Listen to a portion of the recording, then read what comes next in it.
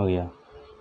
Hello दोस्तों, नमस्कार। सर्वज्ञान arts class के एक नए वीडियो में फिर से हम आप लोग को स्वागत करते हैं और उम्मीद करते हैं कि आप लोग 2024 में जो बोर्ड का परीक्षा दीजिएगा वो बेहतरीन ढंग से आप लोग तैयारी कर रहे होंगे।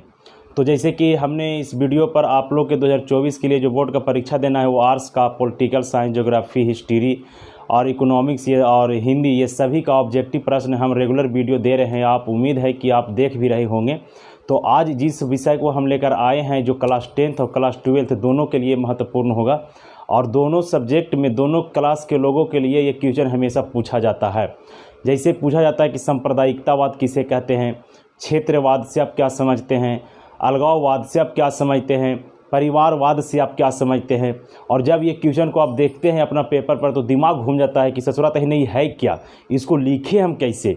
तो इसके लिए हम एकदम अपने भाषा में और आसानी तरीक़ा से आपको जब भी आप पढ़िएगा आप आराम से आपको याद हो जाएगा। पूरा वीडियो को आप खाली केवल देख ले। आज के बाद आपको ये 4 क्वेश्चन कभी भी ज़िंदगी में ये समस्या खड़ा नहीं करेगा, ये मेरा उम्मीद के साथ विश्वास करिए। तो चलिए देखते हैं सबसे पहले कि सांप्रदायिकतावाद कहते किसको हैं, सांप्रदायिकतावाद का मतलब क्या होता है। सबसे पहले ये बात है इसमें कि सांप्रदायिकता का मतलब होता है 2 धर्म के लोगों के बीच आपस में लड़ाई करना। तो सांप्रदायिकतावाद कहते किसको है, देखिए किस प्रकार से बोर्ड पर हमने लिखा है। तो देखते हैं कि सांप्रदायिकतावाद किसे कहते हैं।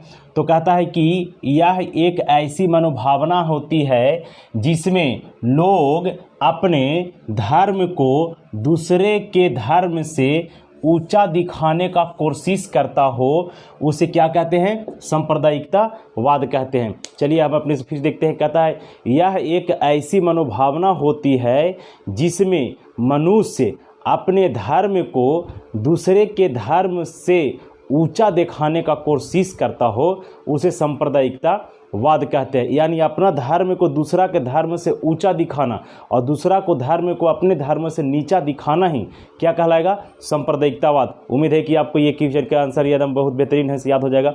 चलिए नेक्स्ट देखते हैं। कहता है इसमें क्या कि क्षेत्रवाद किसे कहते हैं, क्षेत्रवाद किसे कहते हैं। तो क्षेत्रवाद एकदम सिंपल और सरल भाषा में आप लोग को हम बोर्ड पर लिखे हैं और उसको पढ़कर भी सुनाते हैं।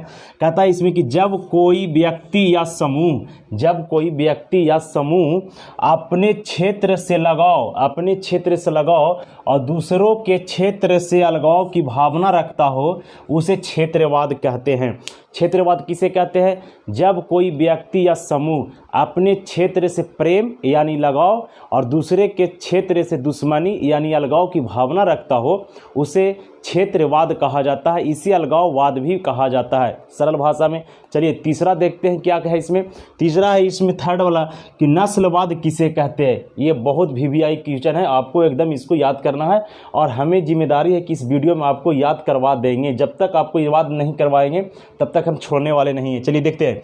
कहता है जब किसी देश या राज्य में रहने वाले लोगों के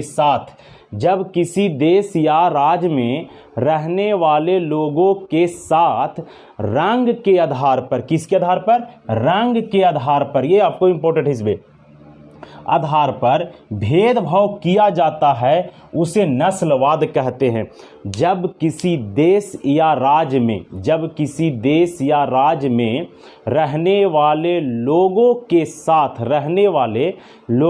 साथ रंग के आधार पर यानी गोरे रंग और काले रंग के आधार पर भेदभाव किया जाता है, उसे ही नस्लवाद कहते हैं। कमेंट बॉक्स में आप कमेंट करके इसका आंसर जरूर दीजिएगा कि नस्लवाद से प्रताड़ित क्षेत्र या देश कौन सा था।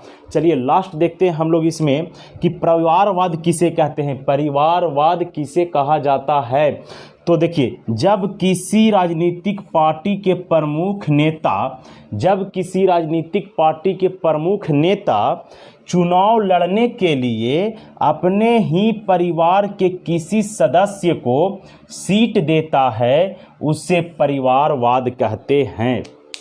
फिर से, जब किसी राजनीतिक पार्टी के प्रमुख नेता जब चुनाव होता है तो चुनाव लड़ने के लिए किसी दूसरे व्यक्ति को टिकट नहीं, वह अपने ही किसी परिवार को टिकट दिया जाता है या देता है, उसे परिवारवाद कहा जाता है। क्या कहा जाता है? परिवारवाद। तो क्षेत्रवाद, परिवारवाद, नस्लवाद और सांप्रदायिकतावाद, ये आपको उम्मीद है कि हमारे इस वीडियो से और हम जो बताएं आपको बहुत अच्छे तरीक़ा से याद हो जाएगा। और 2024 में जो आप लोग बोर्ड का एग्ज़ाम में आपका ये क्वेश्चन आएगा तो उम्मीद है कि आप लोग इस क्वेश्चन को छोड़ेंगे नहीं और उस दिन आप हमको ज़रूर याद करेंगे कि इस चैनल पर हमने ये क्वेश्चन का सटीक और सही आंसर देखा था। तो आपको वीडियो पसंद आया हो तो लाइक ज़रूर करिएगा और आपका मन करे तो चैनल को सब्सक्राइब कर दीजिएगा और अपने दोस्तों में इस वीडियो को ज़रूर शेयर करिएगा। चलिए मन लगा के पढ़िए। और हाँ, पढ़ना है आपको कुछ सीखने के लिए और सीखना है आपको कुछ सोचने के लिए और सोचना है आपको कुछ उन्नति करने के लिए। इसी के साथ हम अपने वाणी को विराम देते हैं और मिलते हैं किसी नए नेक्स्ट वीडियो में अपने नगीले जोश के साथ। तब तक के लिए जय हिंद, जय भारत।